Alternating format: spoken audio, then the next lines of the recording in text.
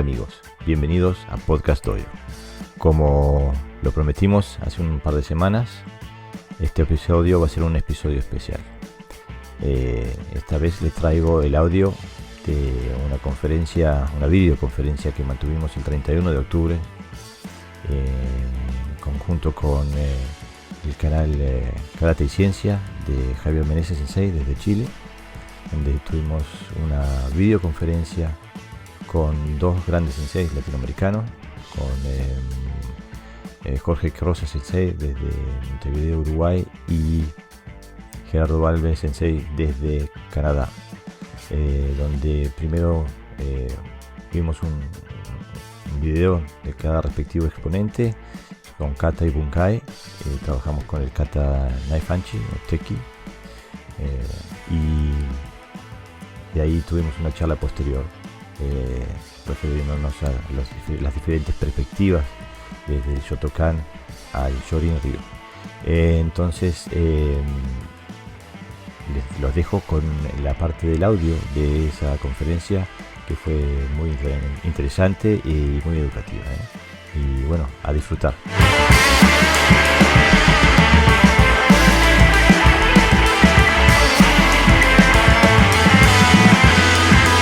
Sensei Garibaldi, unas palabras antes de comenzar. Sí, muchas gracias. Esta fue una iniciativa que tuvo Javier Sensei desde Karate y Ciencia, que me contactó por yo tener la iniciativa del Podcast Dojo, y pensó que podíamos hacer algo en conjunto en conmemoración del Día del Karate. Y inmediatamente empezamos a hablar de qué podíamos hacer, y realmente no solamente queríamos hablar del karate, queríamos que hubiera un poco de transmisión, que hubiera un poco de sudor, que hubiera un poco de movimiento. Y bueno, los dos empezamos a hablar de quién podríamos invitar, y inmediatamente salió el nombre de Gerardo Valves Sensei, y le pedimos que nos diera, que nos dijera quién podíamos también invitar, quién le parecía a él una buena persona para traer también. Y bueno, él nos indicó hacia Jorge Crosa Sensei, así que estamos muy contentos de que él por suerte aceptó, y bueno, nos da la posibilidad de ver dos visiones del karate, de ver coincidencias, ver diferencias, ver distintas perspectivas, bueno, y aprender de las dos. Estamos muy agradecidos de que personas de ese tipo de trayectoria, de esa dedicación, nos dan unas horas de su vida y de su sabiduría, ¿no? Muchas gracias, Sensei, a los dos. Gracias a ti, Jorge. Gracias, Javier. Genial. Bueno, vamos a comenzar porque yo tengo unas ganas tremendas de a hacer muchas preguntas. Para todos los que están mirando, por favor, mantener siempre los audios en silencio, y en la medida que vayamos pasando los videos, ¿cierto? Ya vamos a comenzar la conversación, y la idea es abrir el audio si es que uno tiene una pregunta, una consulta. Muchas veces algunos ocupan levantar la manito, hay una manito ahí en Zoom, puedes levantar la mano, pero si es que no le veo la mano en 2 minutos, por favor, abrir el audio y preguntar simplemente, ¿sí? Para que no quede ahí con la espina clavada. Ok, comenzamos entonces. Vamos a partir con solamente el kata, Neihanchi Chodan, Shorin Ryu de Sensei Gerardo Valves, y después pasamos a ver un poquito del bunkai. Naihanchi Shodan.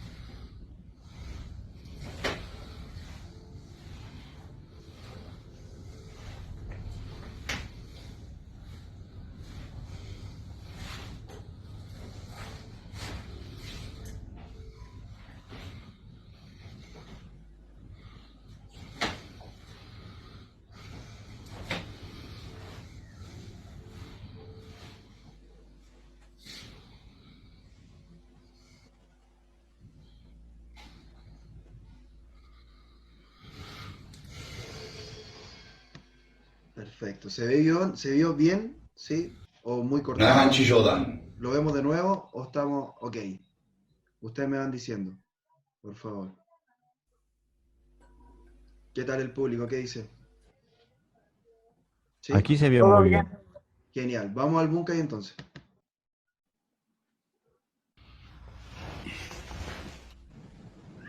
¿Se está viendo el Bunkai o no? Sí, sí, sí. Perfecto. Bueno, hoy comenzamos con la serie Naihanchi. Y por supuesto empezamos con el Naihanchi Shodan. Para muchos maestros del Shorin-ryu, el Naihanchi es el kata por excelencia, es el kata más importante. Por ejemplo, para Choki Motobu era prácticamente su gran kata, ¿no? Junto con el Pasai. Si bien es un kata lineal, tiene un montón de connotaciones interesantes, que es importante que ustedes también las descubran. Es decir, yo hoy voy a desarrollar el Bunkai, pero es importante que ustedes vayan descubriendo esa estrategia y esa táctica que encierra el kata. Bien. Como recordarán, los primeros movimientos son H, Ni, San, Shin, Op, Sich. La particularidad de este comienzo, como ustedes van a ver en los demás kata un poquito más avanzados, no sale de una posición kamae relajada, sino que ya sale de una posición que está indicando algo, está indicando de que voy a realizar una defensa y un contragolpe inmediato. Por ejemplo, ¿cuál es? Eso es. Te desplazas atacándome, por ejemplo. Eso es. A ver. Entonces, ahí me ataca, entonces H. O sea que este movimiento acá, vamos a hacerlo un poquito más despacio.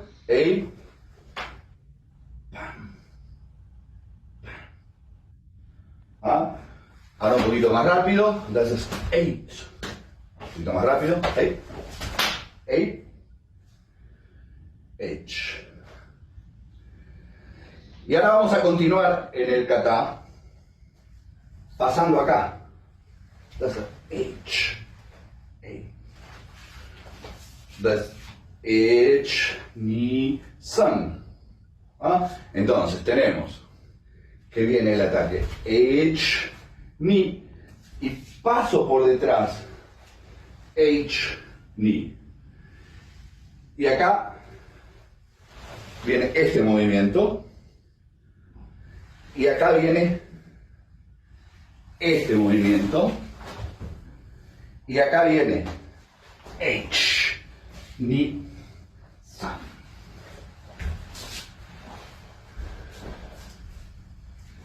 Recordamos que después de esto viene esto y esto. Después que pegué acá, ya tengo la opción de girarlo. H. Y de acá, llevar y trancar. ¿Ah?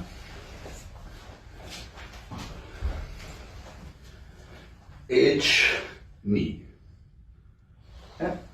Entonces, H, Ni, San, Shin.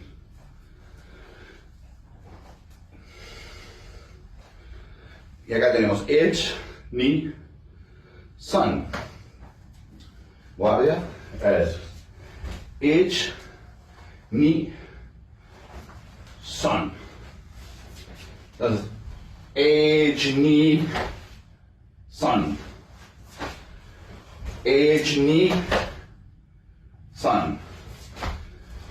Ponete en posición normal. Entonces, H, Ni, San. Eso. Eso. H, Ni, San. H, Ni, San. H, Ni, San. Entonces tenemos Shin. Un poquito más acá. Es 1、2、1、2、3。1、2、3。Hey. Observen que yo en ningún momento pierdo el control del brazo. H. Y cuando suelto el brazo es porque ya está desequilibrado.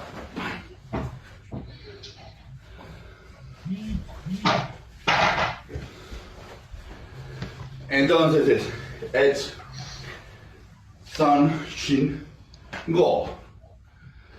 Y ahora, Suki, mantengo esto. Y a su vez, ahora,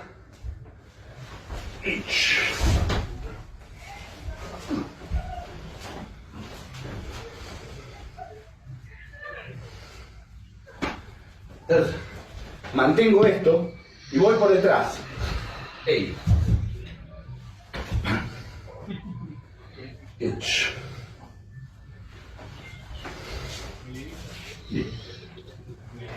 Ay. Además, la otra parte del kata es exactamente igual. De esa manera, ustedes van a tener la oportunidad de trabajar para los dos lados. Como verán, el kata no tiene complicaciones. Simplemente es adaptarse al taizabaki. Cuando hace esto, por ejemplo, hacemos esto. Tanto para un lado como para el otro, si ustedes lo pudieron observar bien. Bueno, continuaremos el próximo con el Nenhan Shinidan. Domo arigatou gozaimasu. Cuídense y no salgan de casa.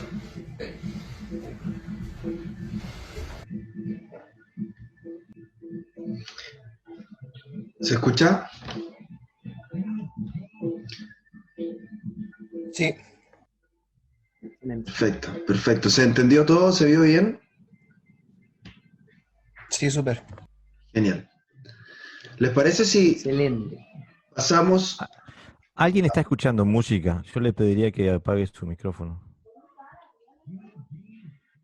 Puede ser, sí. Aquí entró Leonardo Ejía. Hola, hola Leonardo. Voy a silenciar porque quizá esa es la que sonaba. Leonardo, disculpa, no contábamos con el cambio de horario, por eso dice 22 horas en la propaganda para España. En realidad tendría que haber dicho las 21. Pero te aviso que estamos grabando todo y esto lo publicaremos mañana en el podcast de hoy. En podcast, sí, sí.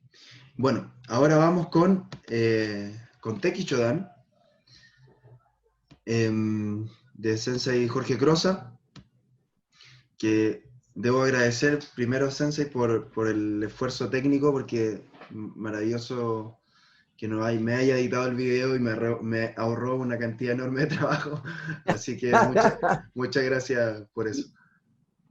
Y de atrevido nomás, pero algo salió. Sí, sí, no, está buenísimo, está para la tele.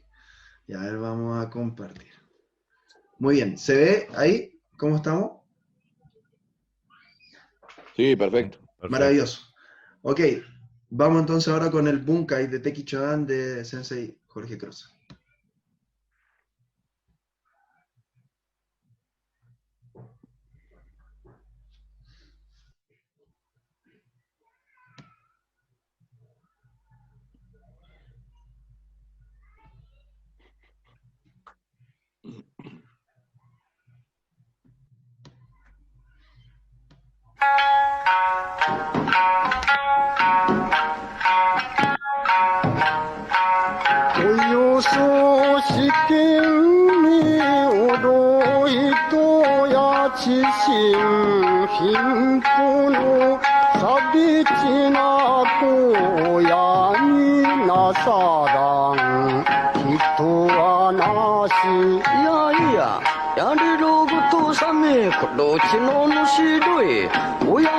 사랑 비투야 우랑사 야쿠토요요 우야니 코코 유타시코 시리텐 가시노 시즌 시무치노 가지.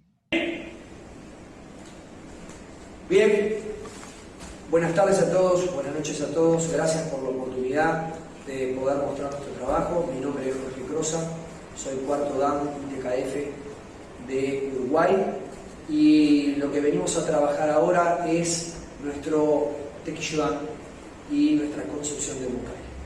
Me acompañan en el día de hoy el monitor Fabián Tomás y me acompaña el monitor Pablo Cabrero. Con ellos vamos a estar haciendo la demostración de nuestro tequi para poder después, con mucho gusto, en la palestra de podcast, poder hablar sobre los distintos conceptos que manejamos, los distintos temas que entendemos y cómo hablamos de un solo karate y algunas formas distintas de concebirlo o bien practicarlo. ¿Eso qué es? ¡Ay! ¡Tequillo mami hoy!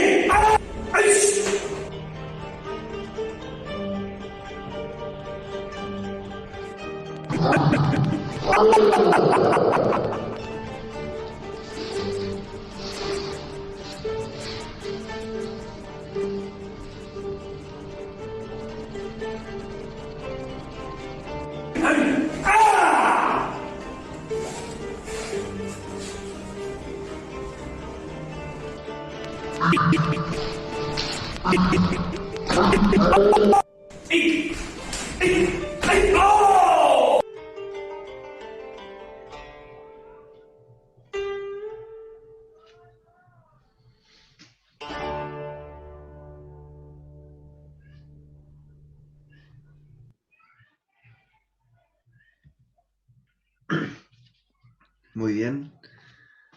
Bueno, primero gracias a ambos sensei por el tiempo, por darse el tiempo de grabar para que todos podamos estar estudiando en este momento. Y nada, vamos a comenzar este conversatorio. Y la idea del conversatorio es el análisis de Bunkai, respecto a cómo es la construcción de un Bunkai, cómo es la construcción clásica, como bien decía ahí en el video de Sensei Crosa, hay un Bunkai que, entre comillas, es como más ortodoxo, y después empiezan a aparecer los Bunkai libres. Yo siempre he tenido la duda de cómo se respeta el Bunkai cuando empezamos a trabajar libre, ¿cierto? Ahí son pequeños detalles. Entonces la idea es ir haciendo estas comparaciones en cuanto a la construcción propia de un Bunkai, y al análisis, cómo somos capaces de analizar en base a este kata, cómo a lo mejor podríamos llevar esto a otros Bunkai, ¿sí? Esa sería como un poquito la idea. No sé si alguno quiere comenzar con alguna pregunta, está abierto el micrófono, y doy ahora el pase para que cualquiera de ustedes pueda conversar. Eso.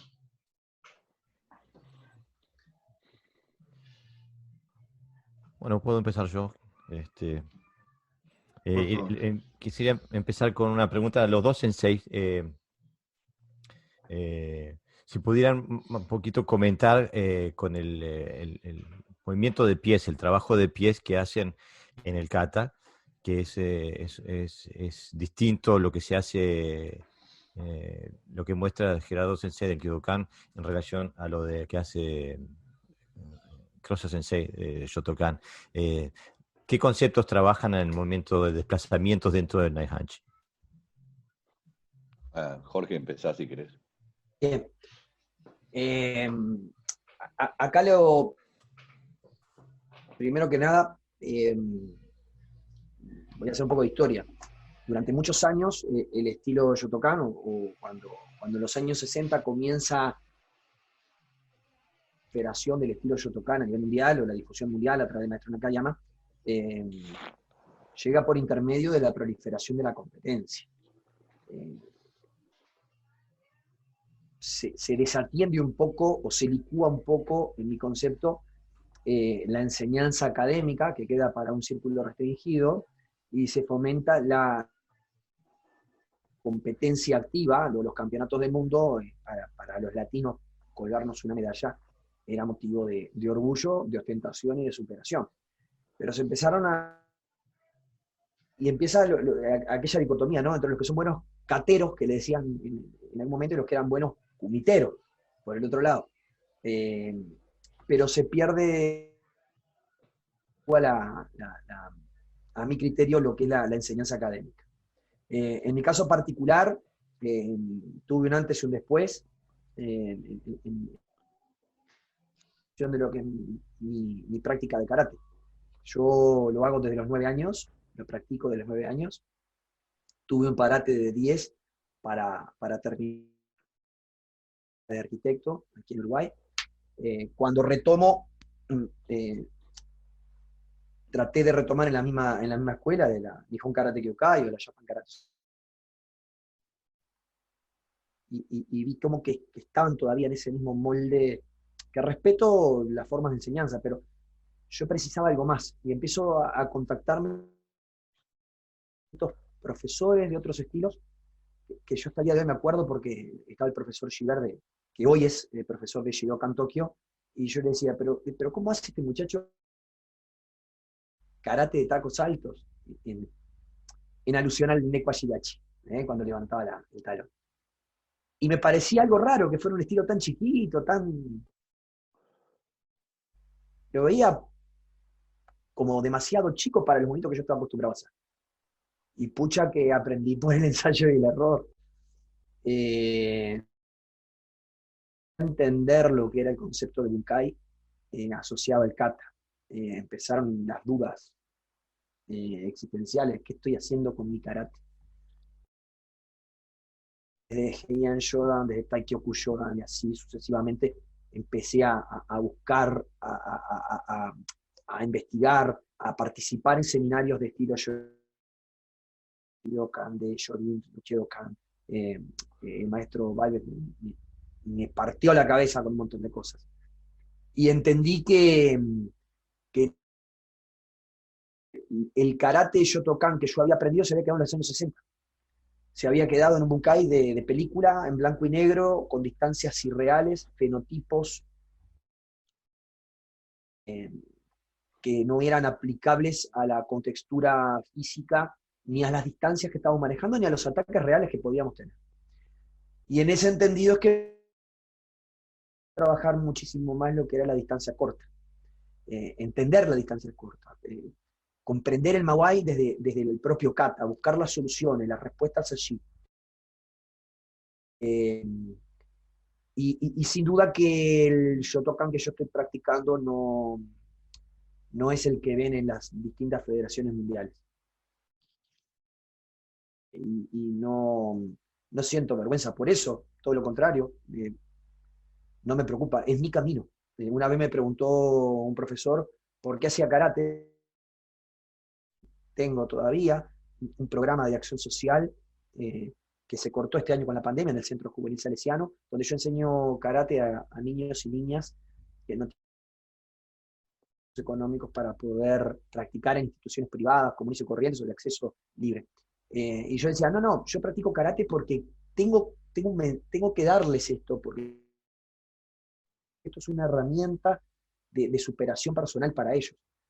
Y en determinado momento, yo ya hace 12 años que volví a la docencia, me dice, karate por usted, porque los alumnos tarde o temprano se van a ir, ¿y usted qué va a hacer? ¿Con qué karate se va a quedar? Y empecé a entender un poco eso, y no era ser egoísta, era entender por qué yo estaba haciendo esto, qué buscaba yo con esto.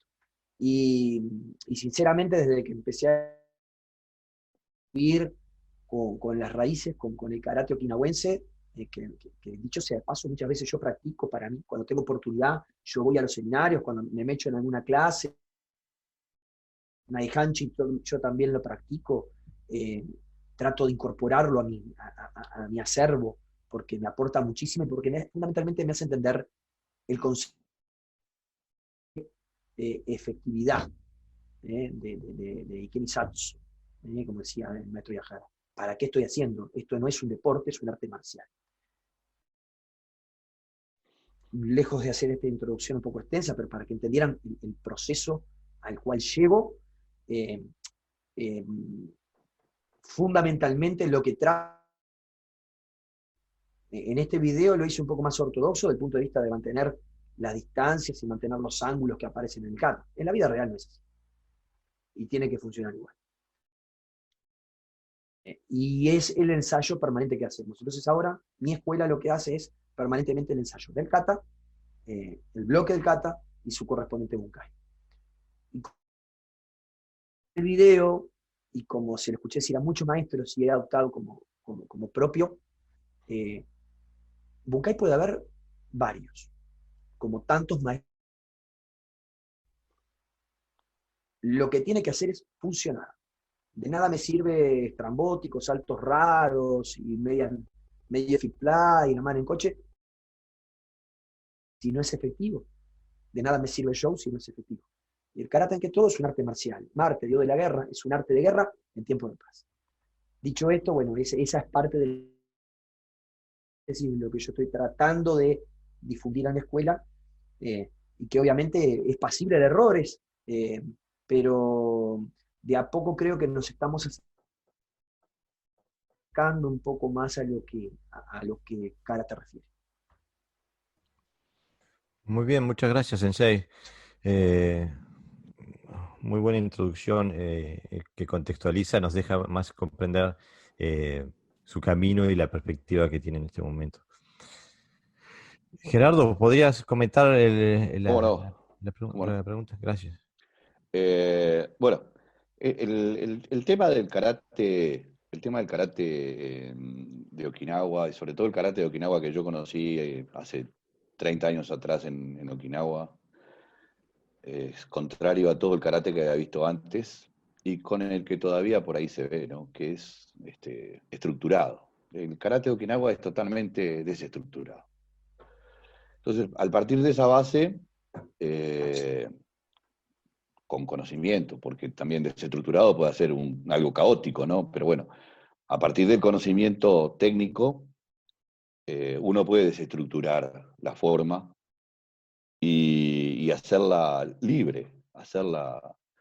Y Uchoku Sensei decía que el karate que no tiene lógica dista mucho de ser karate.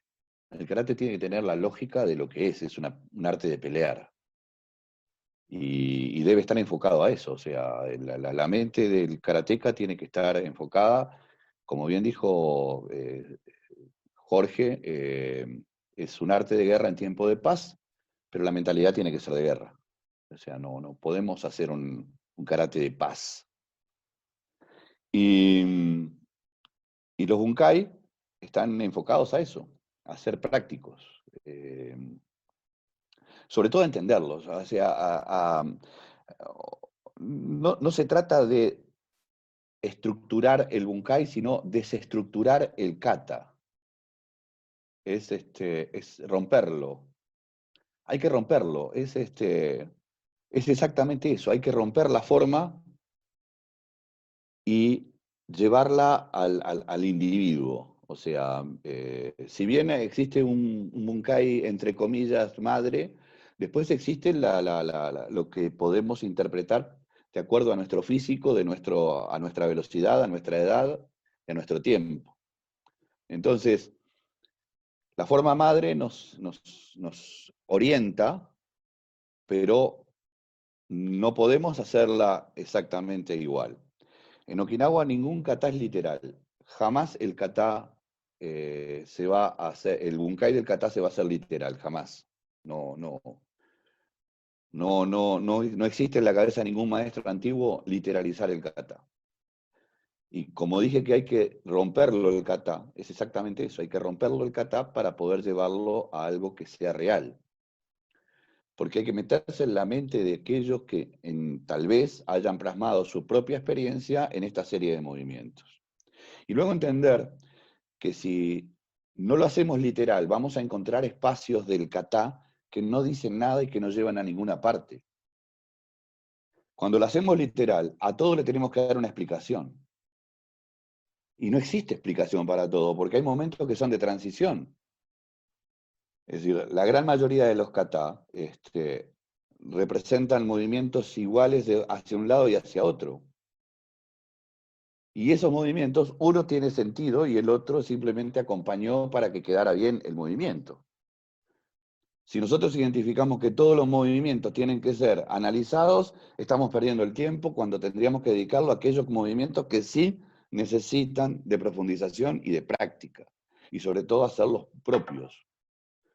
El karate debe ser algo propio, y ahí comparto exactamente con Jorge lo que decía. O sea, no importa el estilo que practiquemos, no importa de dónde provenga, lo que importa es que lo hagamos nuestro, que se convierta en nuestra forma de respirar, y en nuestra forma de hablar, y en nuestra forma de ser. Y entonces el sentido va siendo diferente. En el caso del Naihanchi, por ejemplo, que es un kata lineal, la linealidad no puede ser representada como tal, porque he escuchado barbaridades, que era para pelear contra la pared, que era para hacerlo arriba de una balsa. He escuchado cosas que no hay forma de agarrarlas por ningún lado. La linealidad, básicamente, parte de los movimientos de Taizabaki, de salir del ángulo del ataque, constantemente salir del ángulo del ataque. Por eso que se hace Yujidachi. Podría no hacer Yujidachi, poner los pies juntos y irme de un lado para el otro, pero el Yujidachi tiene un sentido, que es el de girar. Es decir, de la misma manera que el Kosadachi lo que pretende es esquivar, el Yujidachi lo que pretende es girar.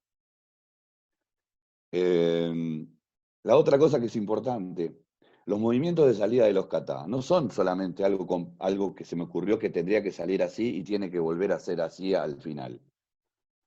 Es decir, desde el momento que se comienza el kata ya se está peleando. No importa qué kata, en este caso es Naihanchi, pero puede ser cualquier otro. Muy bien que dices eso, Sensei. Muchas gracias por tu comentario. Porque ¿no hay un primer ataque en el karate? Sí. Ay, No, me pregunto porque las dos exposiciones mostraron siempre un ataque inicial donde después respondían, se defendían. Entonces pensé que podía venir por temas históricos o Si la filosóficos. pregunta es si Karate Nisenten Nashi Sí. es real, yo creo que es una mala interpretación que hizo Yoshiki Nagamine en su momento, de algo que dijo en su momento también a su vez Funakoshi Sensei, que a su vez escuchó a alguien. Pero creo que eso pasa más por la cortesía que por la realidad. Yo no creo que Motou, de hecho nunca estuvo de acuerdo con esa frase, digo. Una batalla, una guerra no se comienza cuando sale el primer tiro. O sea, una guerra se comienza de la dialéctica, de la estrategia, y así sucede lo mismo con el karate. O sea, es decir, yo no puedo esperar a que me ataquen para ver cómo voy a responder. O sea, yo me tengo que ubicar en la situación, primera cosa, y a partir de ahí actúo. Y con los kata creo que también hay una explicación hacia eso.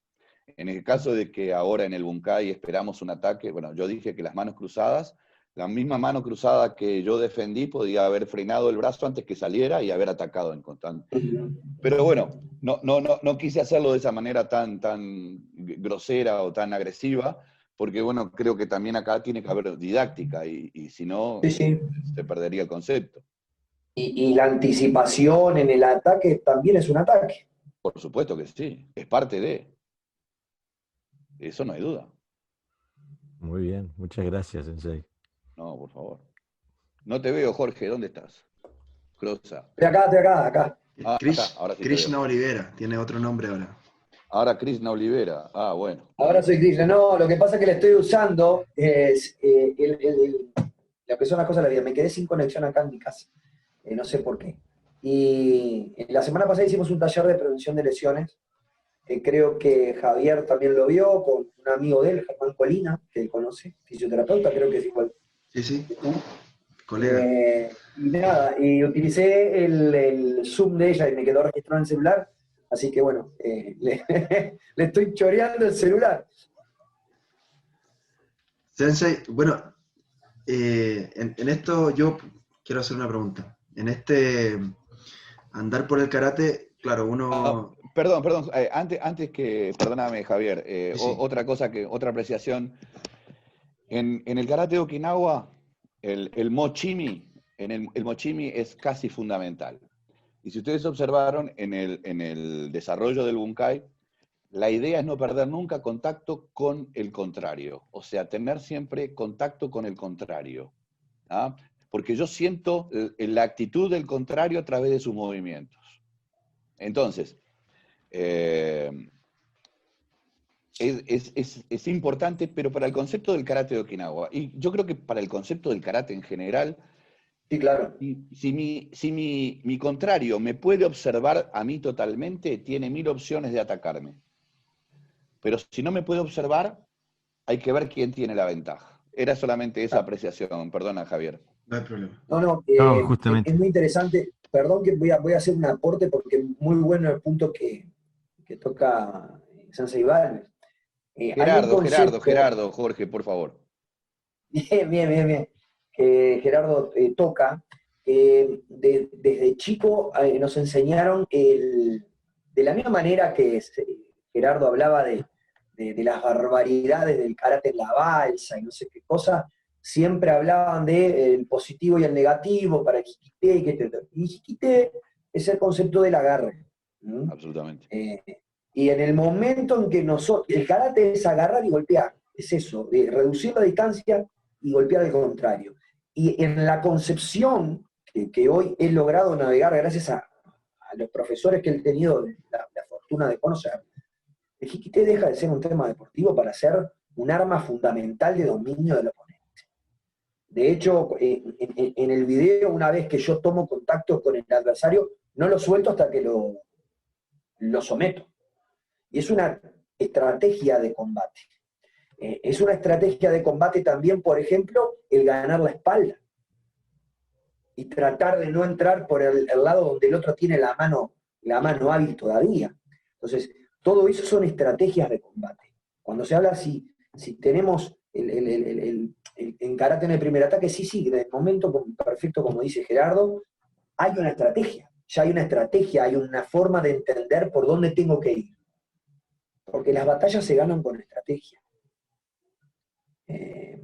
Muchas veces los Pinán o los Heian, el concepto de defiendo hacia atrás o anticipo. No, muchachos, en mi escuela vayan por el costado, porque tienen muchas más oportunidades que si van de frente.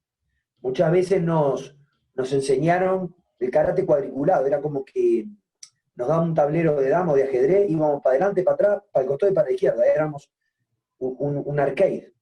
Y el karate tiene diagonales, el karate tiene giros, el karate tiene saltos, el karate tiene diferencias de nivel. El karate es muy vasto para reducirlo solamente adelante, para atrás, derecha, izquierda. Gracias por el comentario. Y justamente, Sensei Valves, mi pregunta fue justamente apuntando a eso, porque el primer movimiento de Naifanchu de Teki puede ser interpretado como una búsqueda de contacto para obtener control o para obtener información. Javier, tenías una pregunta. Sí. Respecto al desarrollo del bunkai, porque claro, uno para aprender la técnica, para aprender o para ir guiándose e iniciar el camino en el descubrimiento de un bunkai, claro, primero hace paso por paso, ¿cierto?, etcétera, pero después, como dice Gerardo Sensei, uno va desarmando el bunkai. Y a mí me ha pasado, es un tema de experiencia personal, de que me he dado cuenta que el ataque, cuando espero el ataque de un oponente, si bien cuando sé que va a venir, claro que lo puedo sacar, bloquear, etc. Pero cuando no te esperas un ataque, obviamente todo se hace mucho más complejo. Entonces, mi pregunta es si realizan el bunkai sin necesidad, o lo practican ustedes sin necesidad de un ataque encima. O sea, tirarse al oponente, uno tomar la iniciativa y realizar el trabajo articular, el trabajo o el movimiento que el bunkai te enseña en ese tipo de contexto. Esa es la pregunta, si lo practican de esa forma. Sí, yo lo practico así. Sí. Sin esperar el ataque. De hecho, esa mano cruzada, por eso vuelvo a repetir, cuando lo llevé a cabo lo hice de una manera que fuera mucho más clara y entendible la acción, la hice a través de un ataque, desviando y golpeando. Pero de hecho, la misma mano que está abajo, cuando estamos acá, esta mano va a agarrar. No necesito, agarrar para golpear. No necesito que me ataquen. Digo, donde se acerque demasiado, ya mi mano ya puede frenar y la otra va a atacar. O sea que sí, por supuesto que lo podemos empezar sin ninguna necesidad el primer ataque es la aproximación. Cuando está tan próximo a mí que puedo ver de las rodillas para arriba, quiere decir que está dentro de mi área de ataque. Si cuando yo miro a alguien a los ojos y veo piso en el medio de los dos, no hay problema. La distancia es muy larga. Pero cuando lo miro y veo las rodillas, quiere decir que ya el perímetro es el largo de mi brazo. O sea que sí, por supuesto. El bunkai tiene esas opciones, las opciones de desarrollar antes el movimiento de percibir el ataque. En mi caso personal, por lo menos, ¿no? Perfecto. Genial. Y una cosa más tenía pensada, porque yo conozco el Shorin y la verdad no he tenido nunca la posibilidad de estudiar el Shotokan, pero sí me he dado cuenta de la fuerza que que imprime el Shotokan y que los practicantes del Shotokan logran llevar adelante. Entonces, iba por ahí un poco la pregunta, Sensei Jorge Crosa, si esa potencia derivada del Shotokan, ¿cómo lo utilizan? ¿Existe algún concepto detrás de esa potencia característica del Shotokan al momento del Bunkai? Porque, por ejemplo, en el Chorin generalmente es como un poquito lo contrario, es llevar es la relajación la que más nos importa, no sé, hasta donde yo entiendo. No sé qué tiene ahí para decirme Sensei Crosa. El concepto de fuerza es relativo. Estamos hablando de transferencia de energía. En lo personal, trato de insistir en el concepto de recrear en el dojo la situación adversa en un ambiente controlado. El ambiente del dojo es un ambiente controlado. Siempre digo lo mismo. Ustedes acá en el dojo se están inyectando una pequeña dosis de antígenos de violencia controlada. ¿Para qué? Para desarrollar el olfato mejor que el usuario común. De hecho, un colega mío que no practica karate, un arquitecto común y corriente, no tiene la percepción del peligro que yo tengo. ¿Pero por qué? Porque durante 4 veces a la semana, 5 veces a la semana, estamos practicando bloom, blank, los codos, los brazos, la distancia, los golpes, se fuese. Entonces desarrollamos ese concepto de hayaku, de velocidad, que comprime el cuerpo y que se traduce o se ve como fuerza. Yo creo que en los primeros grados conciben la velocidad como un tema de fuerza para poder entenderlo, y con el paso de los años se dan cuenta que en realidad es esa milésima de segundo final la que define la intensidad de un choque. Es un concepto axiomático. Si yo estoy manejando en un auto y veo que se me cruza un auto y tengo miedo de chocar, lo primero que atino es a poner los brazos contra mí para protegerme. Ese reflejo condicionado es el que tratamos de enseñar en el dojo. Cómo nos capacitamos en cuanto a eso, cuánto podemos evolucionar en eso. Porque un cuerpo neta rígido pierde velocidad y pierde efectividad. Y en cuanto a la pregunta de la práctica, sí, la práctica tiene que ser diaria, el estímulo tiene que ser diario. En eso soy bastante watsoniano cuanto a la psicología conductista de cómo enseñar karate. Estímulo, reacción, es permanente, y debe ser de esa manera, porque si no es una engaña pichanga, como decimos acá en Uruguay. Cuanto más real, más sensación de seguridad, al menos psicológica, tener ante el enfrentamiento real.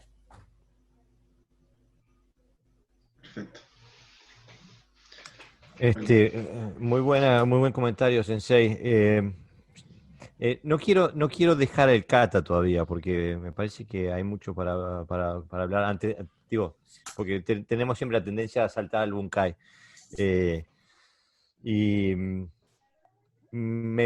Primero quería preguntarle a Sensei Jorge, porque me gustó el video de Funakoshi Sensei al principio, y después su kata, que ahora entiendo por qué, porque pensé inmediatamente, no sé si me animo a decirlo, no parece el Shotokan de la norma, o sea,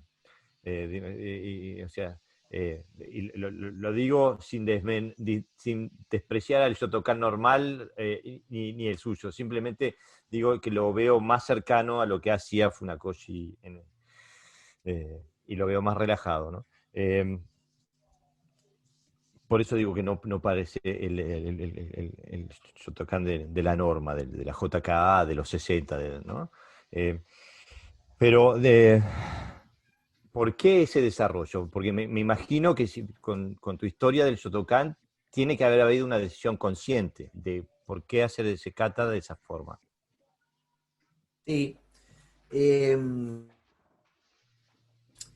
Al principio del video coloqué cómo lo concebía Funakoshi y apelaba a un concepto que justamente para mí es muy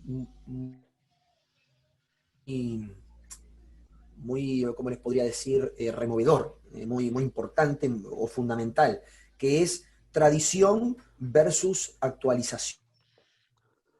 En la Federación Mundial a la que yo pertenezco, y de la cual tengo los destinos eventuales de conducir en Uruguay, que es la ITKF del maestro Nishiyama, se habla de una frase, un eslogan: la tradición continúa. La tradición no es patrimonio de nadie. La tradición es patrimonio de cada uno de los senseis, de transmitir lo que realmente estamos haciendo. Yo no veo a muchos maestros, y con respeto, de mi estilo, continuar la obra de Funakoshi. De hecho, el maestro Funakoshi estaba en contra de las competencias mundiales y lo primero que hace su mano derecha en conmemoración de su fallecimiento es un torneo. Entonces, ¿por qué buscamos? ¿Por qué busco? ¿Por qué tomo esa decisión personal de decir, no, mi camino va por acá? Y porque entendí que el otro estaba agotado. Esa es la parte fundamental. Si a mí el karate que yo practicaba antes me seguía dando respuesta, seguramente lo hubiera practicado hasta el día de hoy. Cuando yo veo que en el ensayo, en el intercambio genuino, en el intercambio fraterno, con otros estilos, con otras escuelas, veo que soy muy vulnerable, me cuestiono sinceramente qué es lo que estoy haciendo. Y ahí es donde me hace clic el valero, y bueno, está, no va por ahí, va por acá. Y esta escuela, chiquita, humilde, busca eso. Entender que lo que hacemos es un arte marcial. He competido, he ganado. No pasa por ahí. La competencia es un juego, hay un reglamento, juez. No hay contacto pleno. De hecho, si hay contacto pleno, te echan. Pero en karate... Ahora. Exacto, ahora. Y por eso tengo mucho en contacto y mucho en común con Gerardo. Gerardo se aburrió de ganar torneo. Y fue director técnico de la selección nacional nuestra. Tiene escoliosis en la columna de colgarse medalla y levantar copa. Sin embargo, en determinado momento, a él también le hizo clic el valero. Dijo, no, va por acá. Y nada, se ve que la vida trasunta por lugares comunes. Hemos tenido miles de charlas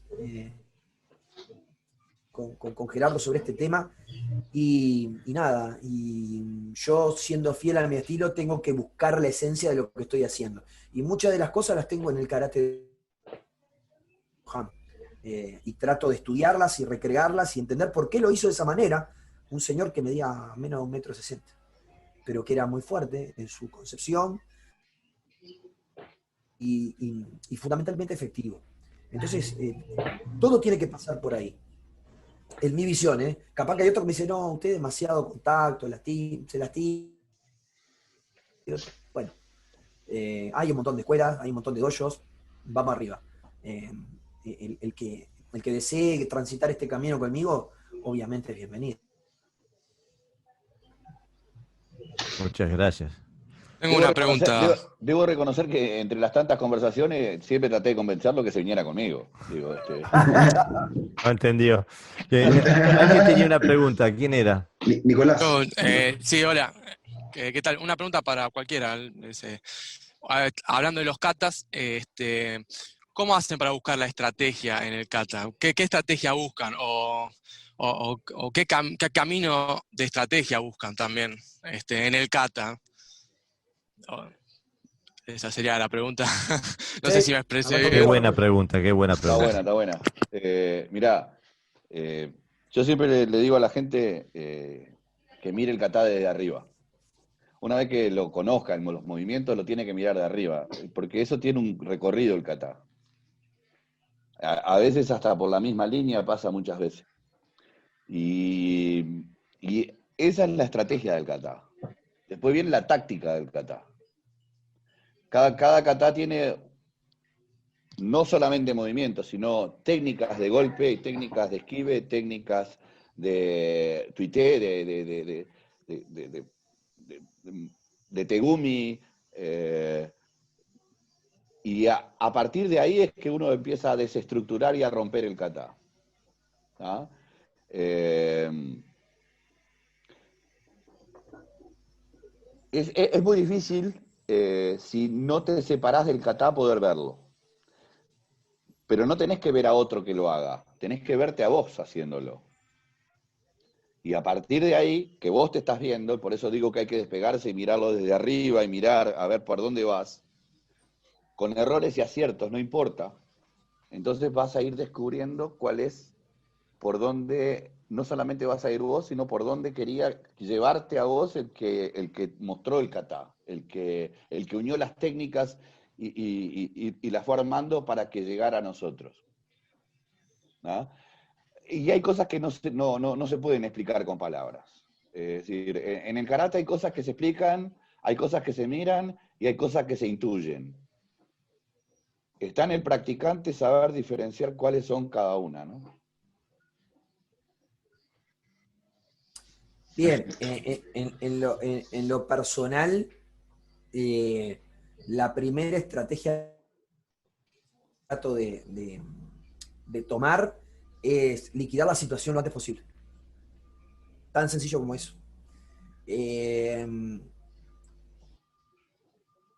Físico, se genera un nivel de estrés muy importante cuando uno está en peligro.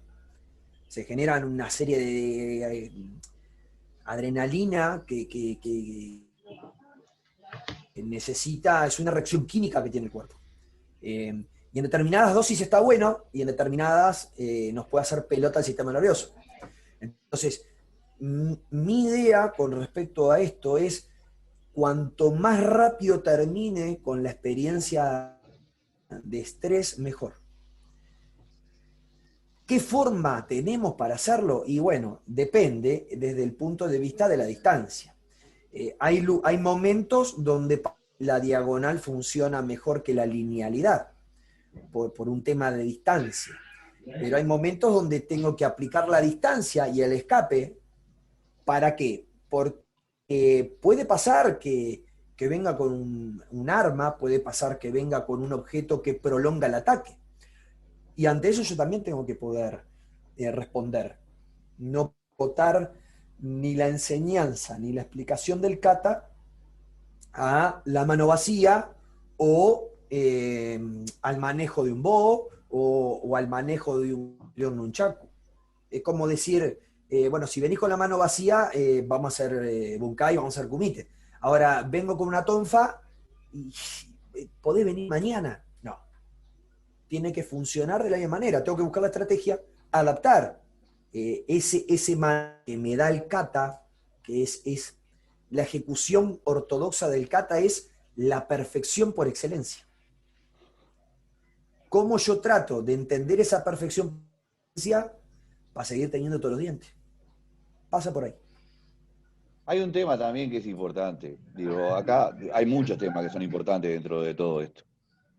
En principio, los katas que hacemos hoy por hoy, están bastante, dependiendo, pero están lejos del original.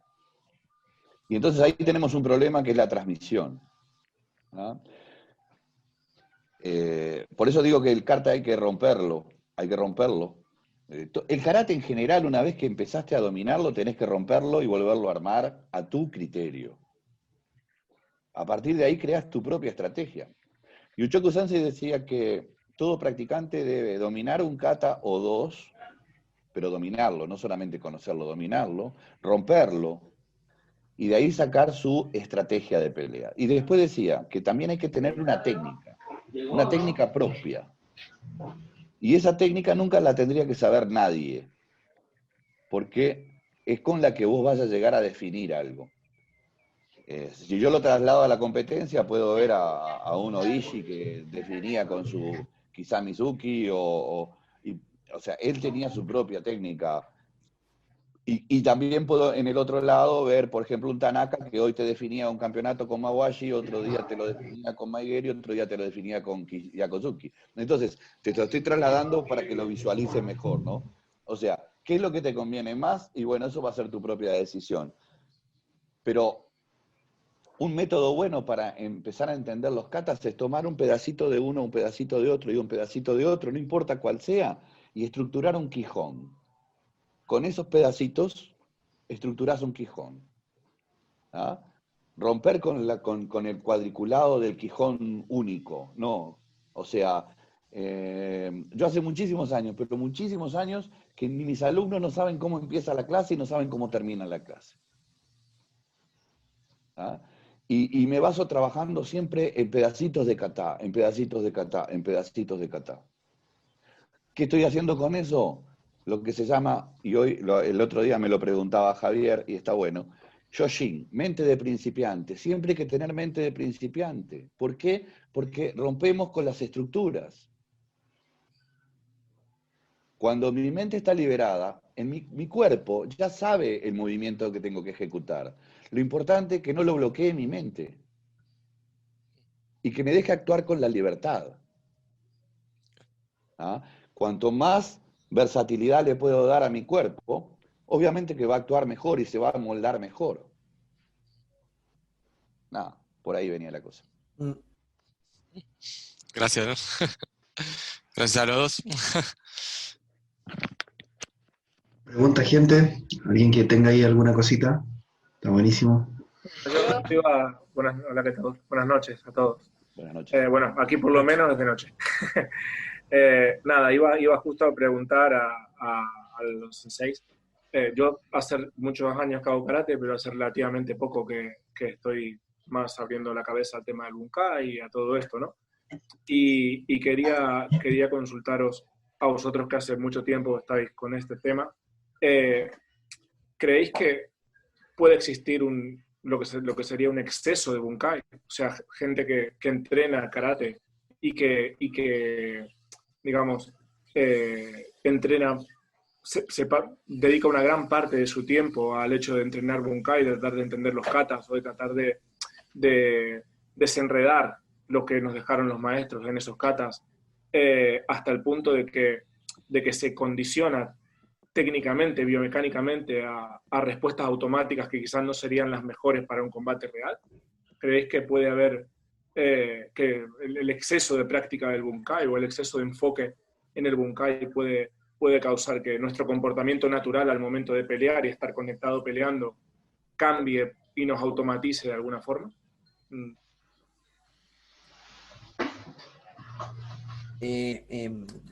Tomo la palabra, Gerardo, arranco. En lo personal hay una opinión que siempre tenemos, creo que todos, que excede el karate, que es todos los excesos son malos. Tomás demasiado, te va a hacer mal el hígado. Si corres demasiado, te va a lastimar la rodilla. Si fumás, te vas a morir de un cáncer de pulmón.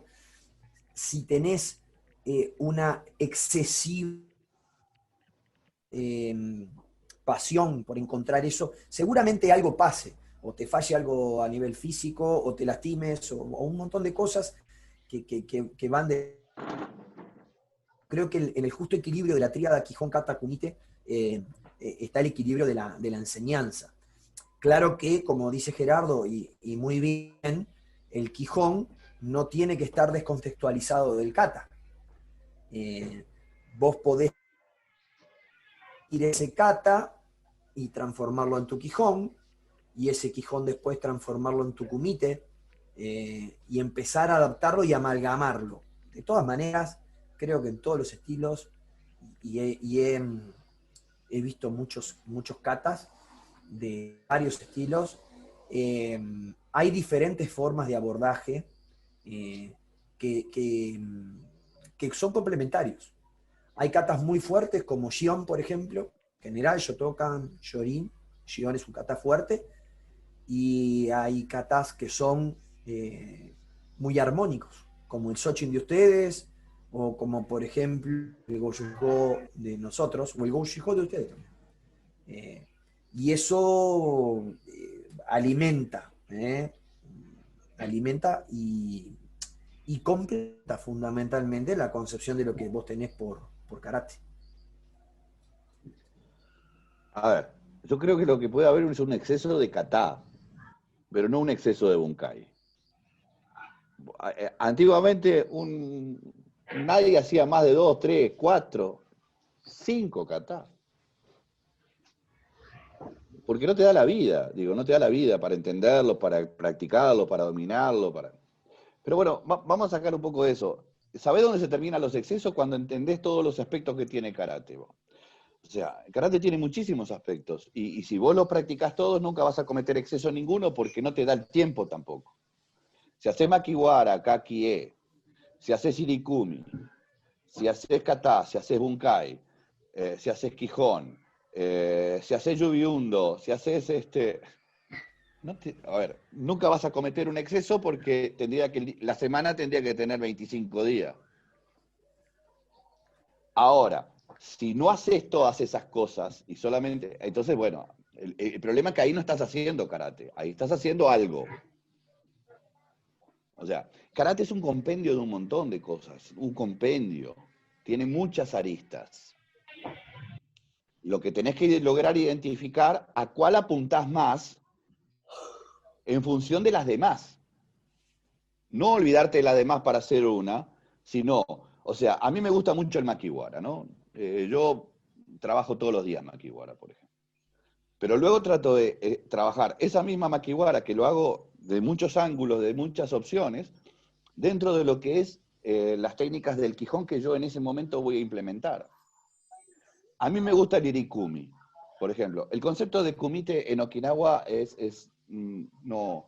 El intercambio de manos sí se conoce, pero no el kumite como lo vemos hoy por hoy. El kumite en Okinawa es así, mira, acá, así. Uno se mueve, el otro se mueve.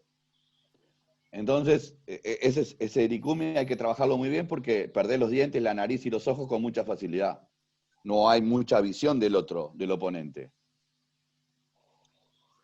Entonces, cuando vos empezás a trabajar todo ese tipo de cosas, a través del kakie llegás al irikumi. A través del quijón llegas al kakie, que es el que te va a dar los lineamientos de qué seguir cuando te entrelazaste con el otro. Pero existen más cosas todavía que eso. O sea, para ejecutar una técnica correctamente se tienen que dar determinadas axiomas.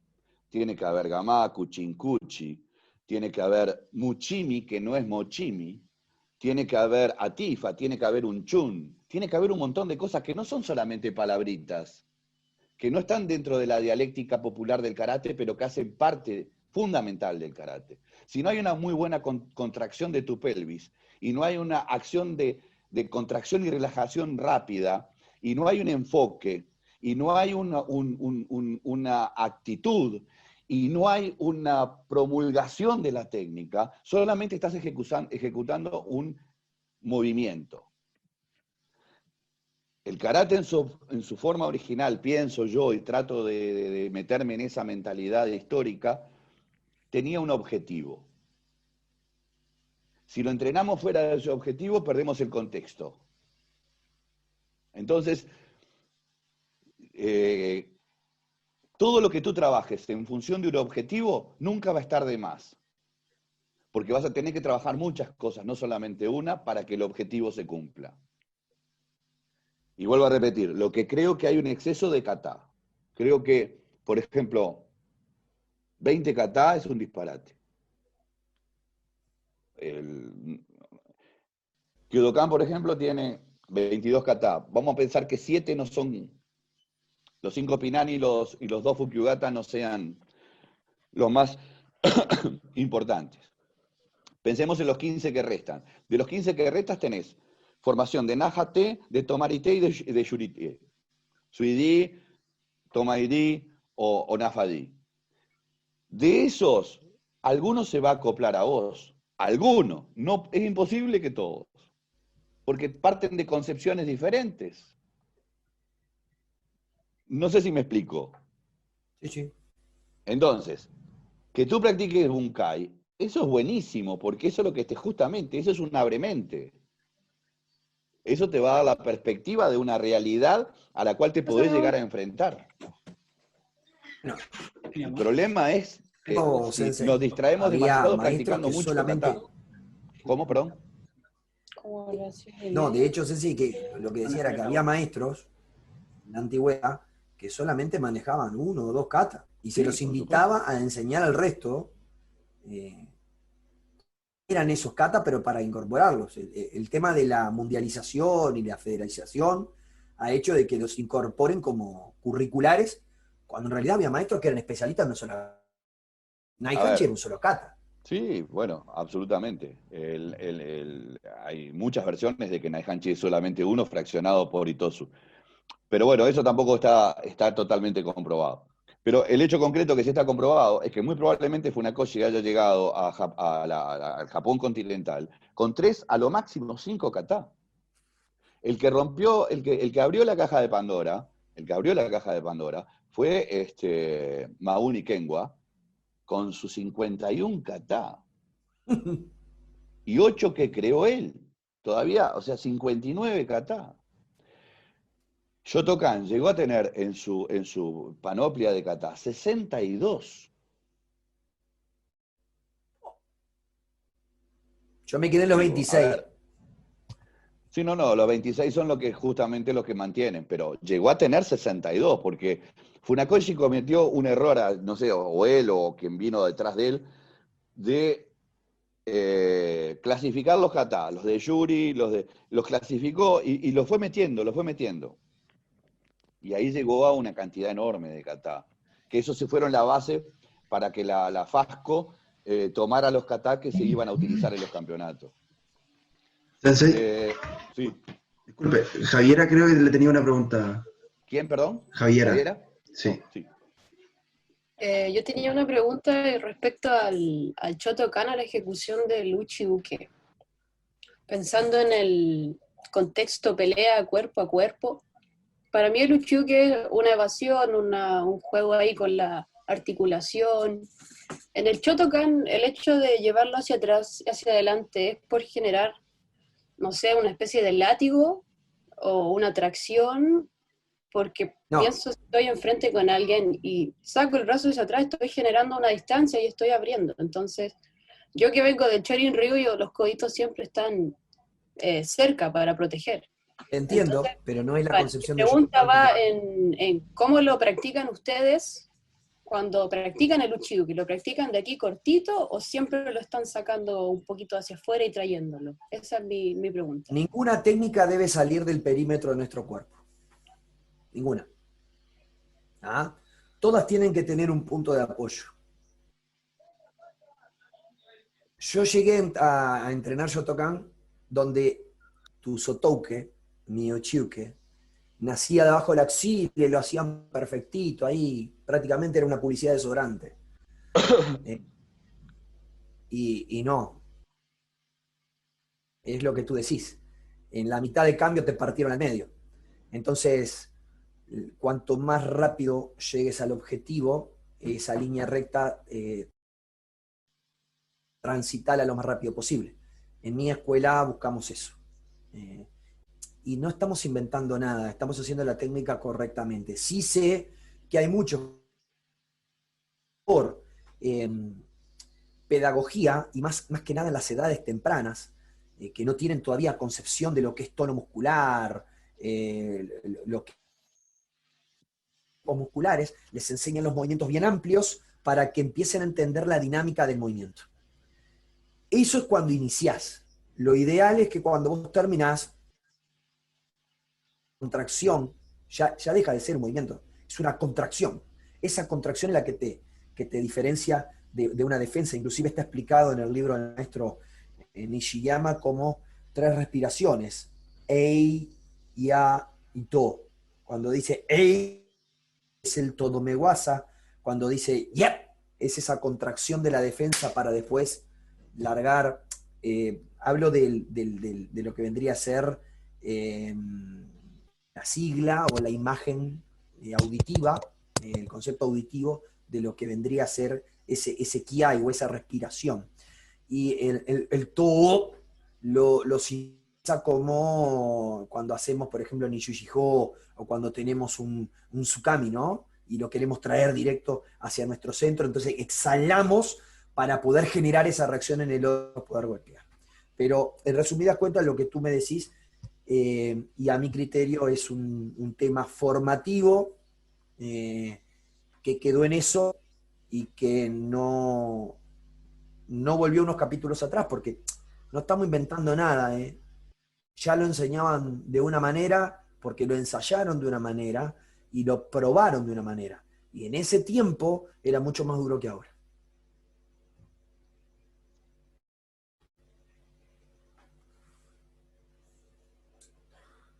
Perfecto. Pregunta Garibaldi Sensi, parece que lo veo con cara de preguntar. No, yo tengo 10.000 preguntas, pero... Yo tengo una pregunta igual. Ahí bien. Ahí. Sebastián tiene una pregunta. Rama, Seba. Ahí sí, que se me quedó pegado el compu. Hola. Tengo una pregunta sobre, en el video que vimos, que me pareció en el video que mostró aquí Sensei Crosa, el kata, el dachi, es muy distinto al kibadachi que se ocupa ahora en Choto. Siento que en ese tiempo, yo nunca había visto materiales y por eso me entró la duda. Siempre yo practiqué Choto un tiempito igual, y el kibadachi, la verdad es que, a ver, ¿cómo puedo formular la pregunta? En el video que usted mostró, no sale tan pronunciado. Entonces, el kibadachi es ahora en el Choto, ¿cuál sería el fin de esa posición? Si tiene algún, o sea, yo supongo que debe tener un fin, claro, pero me parece extraña igual que haya evolucionado de lo que vimos a lo que ahora, que es una cosa igual súper abajo, igual exige una posición exigente. Entonces, ¿por qué pasó o sea, no sé por qué pasó la evolución de lo que vimos en el video a lo que es ahora, y por qué se usa así ahora? ¿Cuál es el fin del kibadachi? A ver,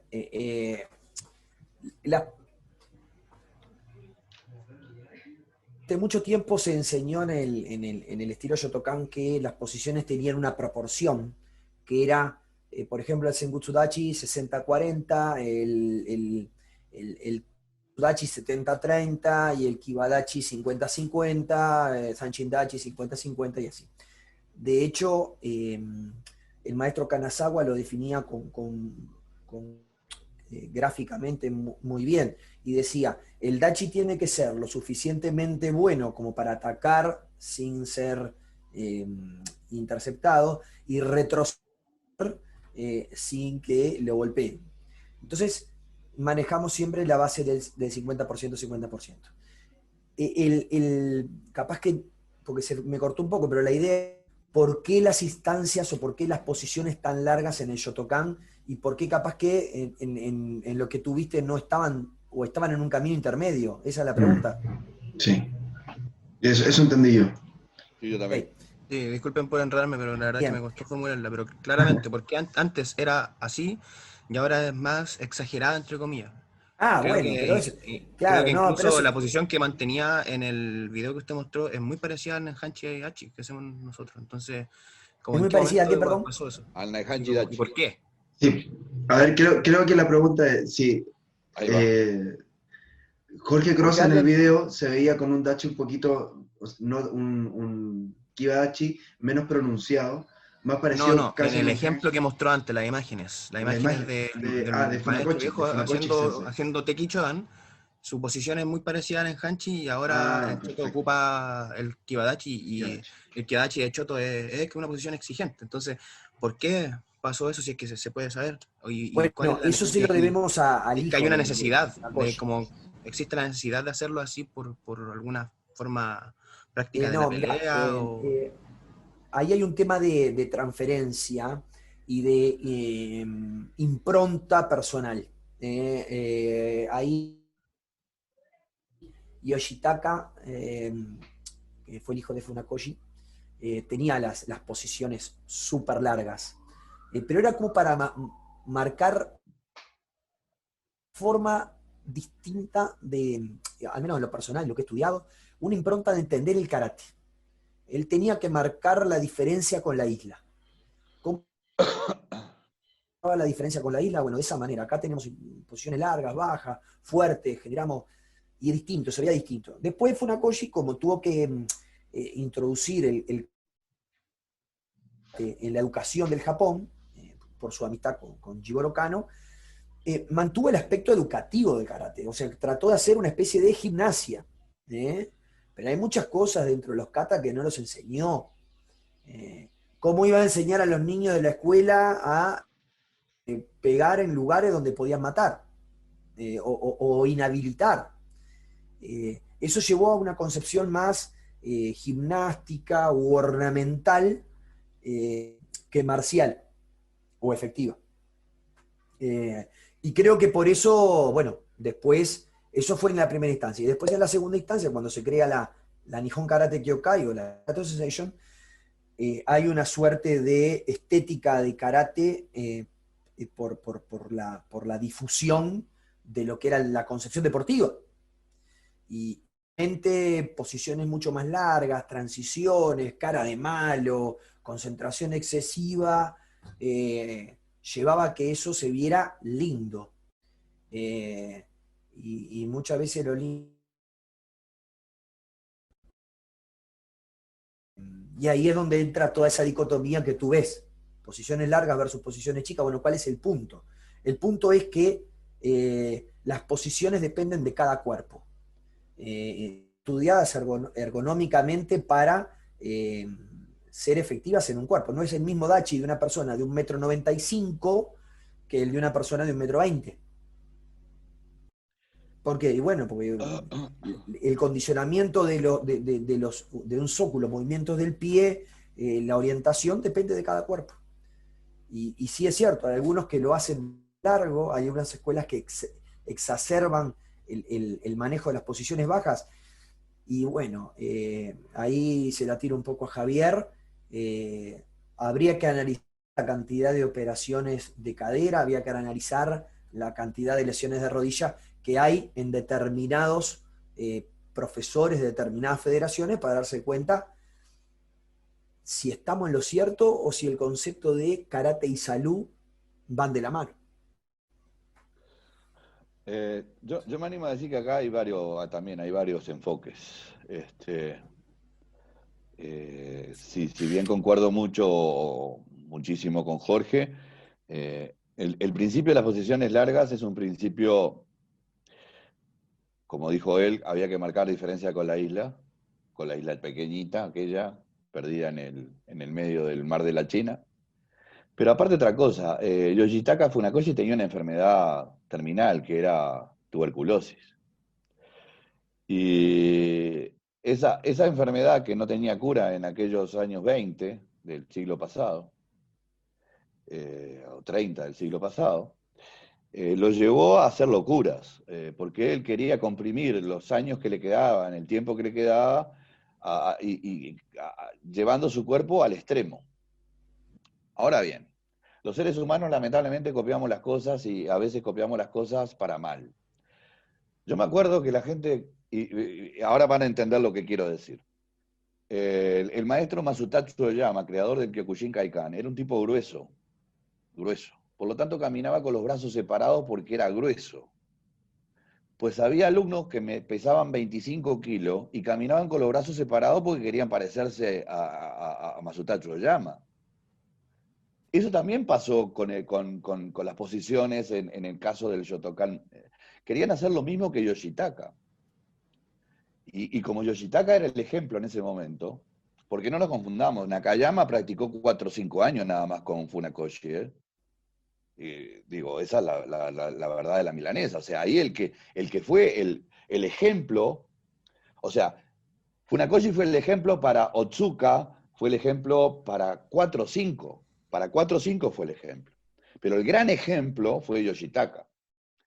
Entonces, sumado a que tenía una enfermedad terminal y que él exigía su cuerpo al máximo, por un lado. Sumado a que había un exceso de nacionalismo en el Japón en ese momento y todos querían dar el 150%, no el 100, el 150%. Y que, por otro lado, el karate había agarrado un ímpetu fundamental. Eso trae aparejado una deformación muy grande de los conceptos de Funakoshi. A lo que se suma que Funakoshi ya estaba muy viejo, porque Funakoshi llega al Japón continental con 51 años. Pero cuando pasa la Segunda Guerra Mundial, cuando se le mueren un montón de alumnos, cuando se le muere su hijo, ya no tenía fuerza y dejó en manos de todos, no de unos, sino de todos, el futuro del karate. Y ahí es donde se perdieron muchísimas cosas. Pero no solamente pasa con el caso de Shotokan y las posiciones largas, pasa con prácticamente todas las escuelas de karate. Que cuando se pierde el oriente, por la razón que sea, todo empieza a deformarse. ¿Qué es lo que pasa? Hay lugares donde el dogma no funciona. En Okinawa el dogma no funciona. En Japón el dogma es fundamental. Si lo dice fulano, es así. Entonces, mientras que en Okinawa, por su propia desestructura, porque no son puntuales, porque su formación es diferente, no pasa nada. Digo, hacerla más chica, más grande, más corta, más larga, hacerla como a vos se te cante mientras que se cumplan los cánones elementales básicos. Pero en Japón no. La mentalidad del japonés es una mentalidad canónica. Lo dijeron así y así tiene que ser. Lo que está haciendo Jorge ahora es romper con todo eso. No solamente él, hay otros que hacen Shotokan en el mundo que también entendieron de que se les habían acabado determinados argumentos que para alguien que piensa son insostenibles. O sea, mantener sí el núcleo de aquello que aprendieron como esencia de karate, pero empezar a darle el sabor más del día a día, de la realidad, de la practicidad. Eso es básicamente lo que pasa. Cuando uno ve las posiciones de Funakoshi, Funakoshi tiene dos tipos de posiciones. Una en 1926 y otra en 1945-48. Y si vos ves, hay un cambio en las posiciones de Funakoshi. Cuando lo que muestra Jorge es aquella del 26 al 32 más o menos, 24, 26, 32 y 36, que mantenía más el okinawense karate. Pero después en el 48 y hasta el 50, que hay videos de él, sus posiciones son enormes, que son las de Yoshitaka. O sea que te das cuenta de que en la misma persona hay un cambio. Las razones son múltiples. ¿Ah? Pero bueno, es más o menos eso. O sea, no se puede o sea, una pregunta no se puede descontextualizar de todas las cosas que suceden para que la respuesta tenga sentido. ¿Ah?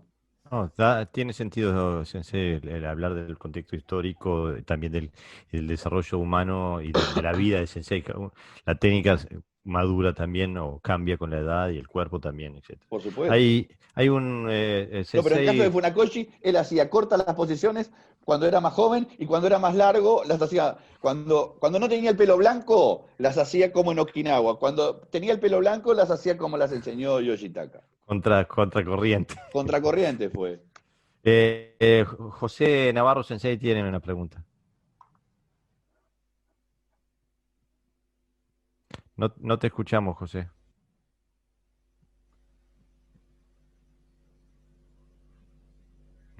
No te escuchamos. ¿Hola? ¿Ahí habla? Ahora sí. Un momentito, me cambio los... No, ahora sí, ahora sí. Así, ¿no? Es que no funcionan bien los cascos, perdón, los cambio. Para escuchar yo bien.